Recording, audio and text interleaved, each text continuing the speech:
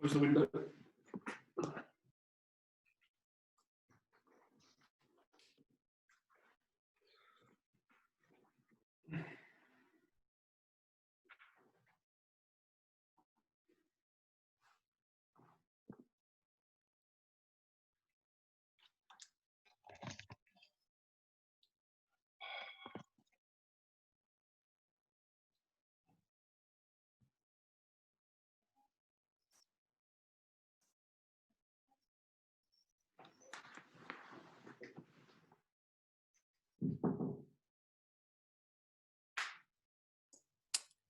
Did that ask for a passcode to get in? Anybody? Lizzie's just asking, but I didn't think there was one.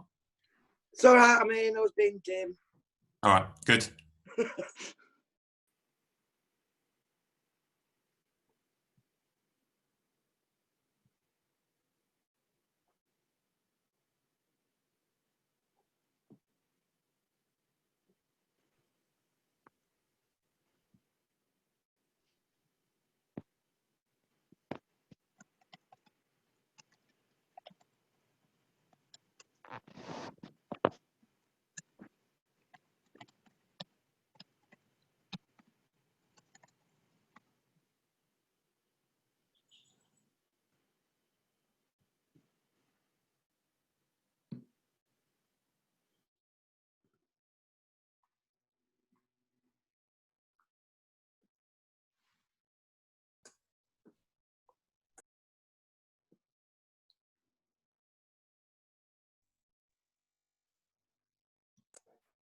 Righty-ho, thanks very much for coming, everyone.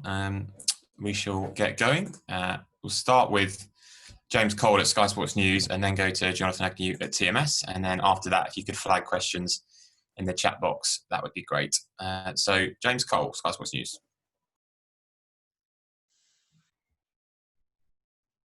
Hi, Ashley. Hey, James. Can we start with the positives? Certainly, Crawley, Pope and Sibley all getting test contracts. Is this a sign that the top order is finally stable and that the next generation are coming through? Yeah, partly. I mean, when I came into post about 18 months ago, one of my aims was for us to have a bigger group of players capable of playing at the highest level, and I guess this is a part demonstration of that. We, three fine players. I think Sibley's played every test match in the calendar year, and all have played an important part in the matches we've won over that time. So, really pleasing that area is starting to function. We've still got work to do, as we know, but it is really pleasing. The headline will probably be Johnny Bairstow missing out on a test contract. Where does this leave him in terms of his test career? Well, I hope it leaves him still very hungry to continue and have a really important part to play in the future of English Test cricket. It's a knock for him, I'm sure. Johnny's played one Test match in a year. We only have so many contracts that we award. And it's a tough call to make because Johnny's been a very good servant for the team, but he remains a really important part of what we do. He's a white ball centrally contracted player and one of our most dangerous players in that form, and that hasn't changed. But we'll do everything we can to support him getting back into that test team. Have you spoken to him? How did he take it? Yeah, of course. I've spoken to him a number of times. He's taken it as well as you could expect, really, and I mean that genuinely. It's hard news to hear as someone who has played so much cricket for England across all forms, but he was absolutely fine, and I think he truly still does have the desire to go on and play Test cricket. And finally, from me, the press release mentioned that there's discussions ongoing over the remuneration of the contracts. Is it inevitable in this financial climate and with the redundancies recently announced that England players will have to take a pay cut? Well, we are still in those discussions, and they are really positive discussions, as they have been throughout this whole period and before. And what I will say, although the players have been in a bubble for the majority of this summer, they're not blind to the reality of what's going on out in the world. And I think they understand they have to play a part in that. The players have done a huge amount this summer to saving a lot of money for cricket across the board. And in some aspects, I suppose, keeping the lights on across the country in cricket. But as I say, they still understand they've got a part to play, and we are finalising those discussions, I suppose, and we're getting very close to reaching conclusion, at which point we'll make another statement. Thank you. Okay. Thanks, James. Hi. Hope am I on? Hello, I think so. Yes, hello, Ashley. Hope you're well. Yeah. Hope everyone's well, actually, who gathered again. Just one quick one then on the contracts. I'll move things on a bit. But with that backdrop of the 100 million loss this year and potentially next as well, was there any pressure on you to reduce the numbers? I mean, in fact, I think if we count everything up, there's actually more being spent, I think, on central contracts this year than last. Was there any thought of you having to cut numbers along with the 62 who are employed by the ECB who have to go? Well, the way the contracts and I suppose the pots, if you like, is set up, the pot doesn't particularly change the size of the pot, but the structure of it we can use as we see fit. And in conversations with, again, the players' representatives, we felt, where normally we may award 11-11, we felt this year, given the circumstances which have been extreme, given the young players that are coming through in the red ball format, that 12-12 was the right mix. That doesn't end up costing us as the ECB more money in the long run, but it certainly, I think, aids the performance of the team going forwards. And in these times of COVID, we are going to need more players to pick from, and we're going to have to be more flexible across formats over this next 12 months. Yeah, I get that. Can I move things on to this winter? How's it looking? I mean, can you give us even sort of a realistic assessment that perhaps we don't have to go and write about, but just some sort of assessment as to where we stand as far as this winter's concerned? Yeah, I mean, we are in constant dialogue with teams around the world, and we're due to tour South Africa. We are due to tour Sri Lanka and India after Christmas, and we're confident that all of this cricket will happen. But we have to remain flexible and agile, as we've done throughout this whole process, and at times leave those final decisions to the very last minute. But we need to be prepared for all eventualities, which is very difficult, Agaz. We have already, my team, done a couple of planning sessions, and at every turn there's another layer and another layer, another what if. So it's very challenging, but so far we're very confident that the cricket will go ahead. And as I've said before, it is important we work together across the globe on getting cricket on. Otherwise, we're not going to see anything. And we've been very lucky this summer with the way the West Indies, Pakistan, Australia, Ireland have committed to cricket here. And I think we have a responsibility to do that elsewhere. Are you talking to any other countries other than those you mentioned, South Africa, Sri Lanka, India, as far as playing in this winter is concerned? Not that I'm aware currently. I guess now we've got enough on my plate right now. But no, I didn't know if say New Zealand, if that suddenly popped up as being a place to go and play, where India might not be or something, whether you're that flexible and making last-minute decisions or not. No, there's got to be flexibility, but certainly, all our cricket we're looking forward to. But the Indian series is one we're really looking forward to. It's a huge challenge for us to go to India, but no better place to go and play your cricket, hopefully. And just the last one from me. Thank you for letting me on. What about the players in the meantime? I mean, what are they preparing for? What are they doing? They might go to South Africa. They might not. They might go to Sri Lanka. They might not. A test team might go. A one-day team. I mean, how are you managing that?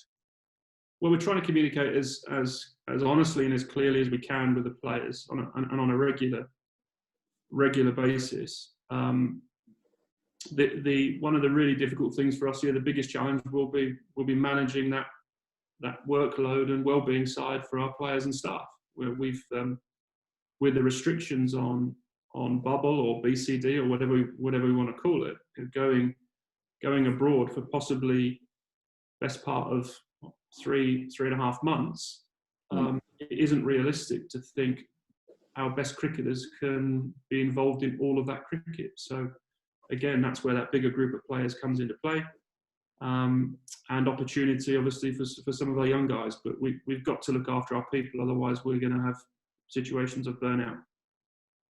Thank you. Thanks from me.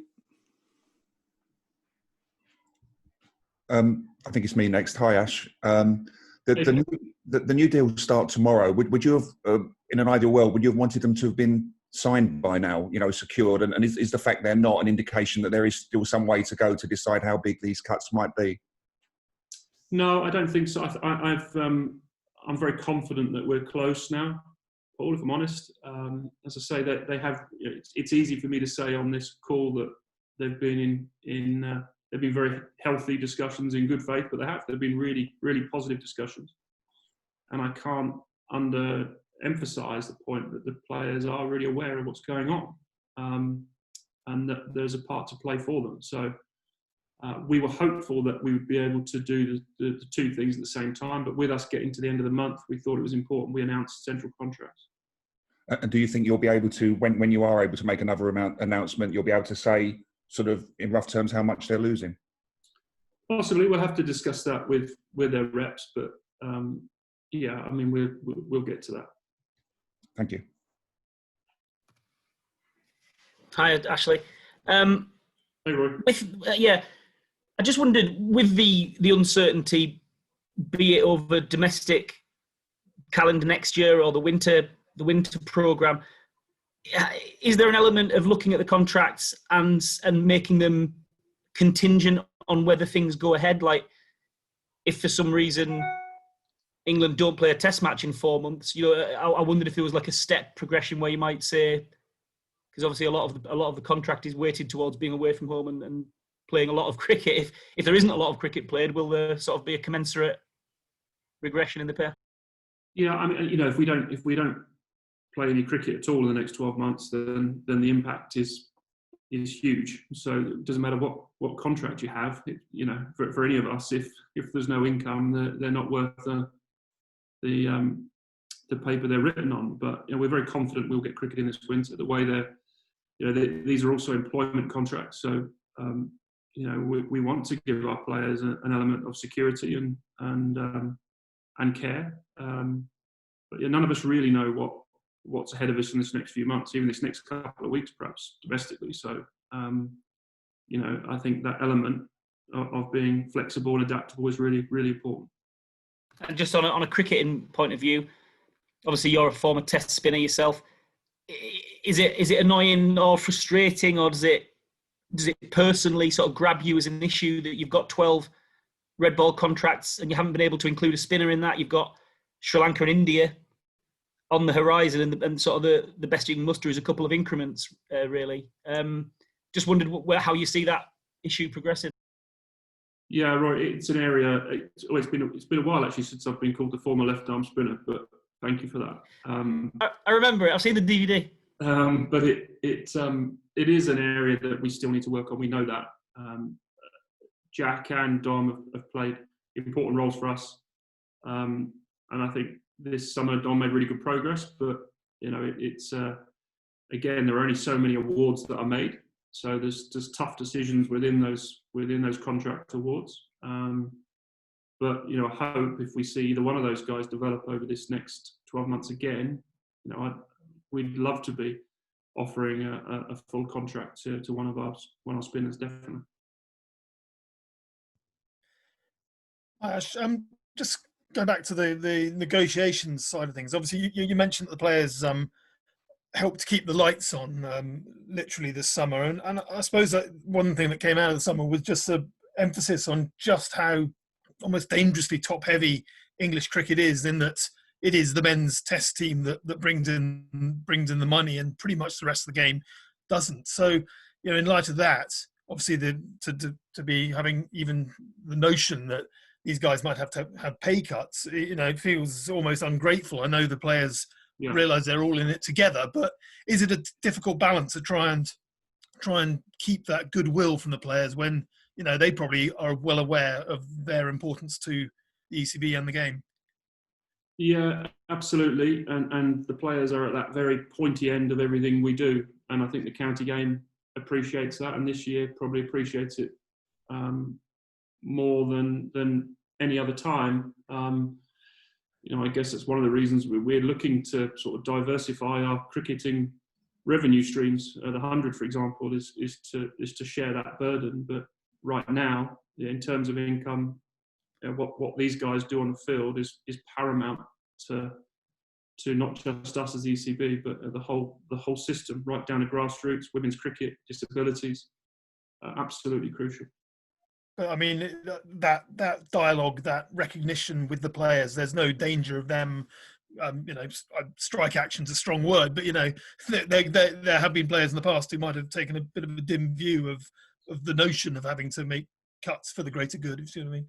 Yeah, but I think they're also mature and realistic about what is going on, and the revenues are probably or likely to be less in the future, and that has an impact on everyone. We're going through our own redundancy process at the moment, which is tough, and particularly tough for those people going through it. And we are the ECB as one, and it's right that I think we share the load. Thanks. Hi Ashley, it's Scott from TalkSport. Just a couple from me. You look at the three lads that have been awarded Test contracts: Sibley 25, Pope 22, Crawley all 22. Does that show a new sort of era in English cricket, and just show how exciting the talent is nowadays? Well, there's some exciting talent there for sure. Again, one thing I talked about last year was just redressing that balance slightly between white ball and red ball cricket, and not swinging it all the way over to red ball cricket, but certainly a focus on developing top of the order batters. And who knows, a couple of those guys at least could almost be what I call generational style players, the sort of Ian Bells, Joe Roots, and I hope that's the case. But I think what we shouldn't do is also pigeonhole them there. I think those guys have got the adaptability or ability to play across formats, and we may see that in the future as well. And Mark Wood's only awarded a white ball contract this year, and looking ahead to an Ashes series in just over 12 months' time, is Test cricket still? Is Mark Wood still in your plans for Test cricket, or is it just a case of play by ear given his injury record? Yeah, he'd certainly be in my plans, and I'm sure he's in the selectors' plans, and the head coach is obviously part of that panel. It's a tricky. They're tricky awards because you have 12 and 12 in this case. In terms of, then there is a pecking order, I guess you would call it, in terms of the bowling attack, and the impact Mark Wood has is huge when he's on the field. But I think he's played 3 Test matches this calendar year. So in terms of that pecking order, when you look at those other guys, Sam Curran, for example, who may be seen as someone who's in and out of the team, I think has played 8 Test matches, and has also impacted every match when he takes the field. The ability of Mark Wood, firstly, he plays across formats, but he's still under our umbrella. He's fully white ball contracted player. We look after him, and we understand his ability to, that shock ability when he's on form and when he's on the field, and we need to look after that. And certainly, if having him available for an Ashes series is really important to us. Just one final one from me. I want to touch on what Rory said about you being a former spinner, and with the tours coming up to India and Sri Lanka. Chris Silverwood said the door's very much open for Adil Rashid to return to Test cricket should he want to, but he wants him to play red ball cricket. Now, given the conditions over in India, over in Sri Lanka, is there an urgency to speak to Adil, or is it very much focused on the likes of Dom and Jack? Look, I think those conversations are always ongoing with the coach and the selectors, and we need to give ourselves options. The challenge of winning in India is a huge one. I don't think anyone's underestimating that, but the more variation we can have in our attack, I think the better, really. So, we're lucky that the impact Adil's had on white ball cricket, particularly. But I hope he still has a desire, and I'm sure he still has the ability to have an impact in red ball cricket as well. Thanks, Ashley. Okay. Hi, Gilo. I just wanted to ask about the coaching structure. Correct me if I'm wrong, but I think Chris Silverwood and Paul Collingwood and Graham Thorpe are the only 3 full-time coaches that you have. Is that right? It's not correct. So we have more than that, and we also have. I know this has been in the media. We have some vacancies currently, which we intend to fill.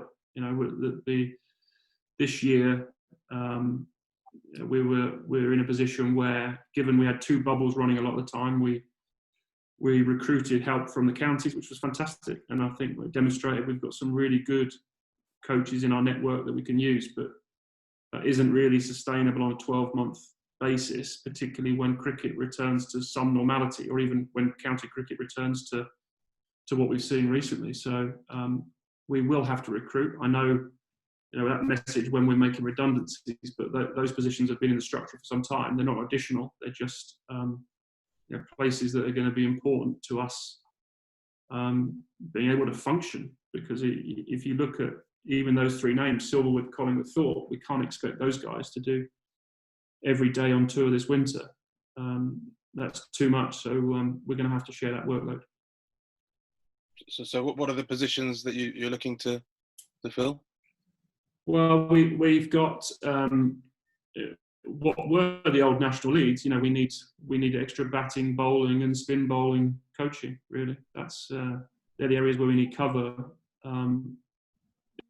Dino have been very keen that those positions also work up and down the system. So it's not locking all those guys into just working with Team England, but obviously working with our development teams and going back to working with the counties when, again, this year we showed we could operate with bubbles of 30.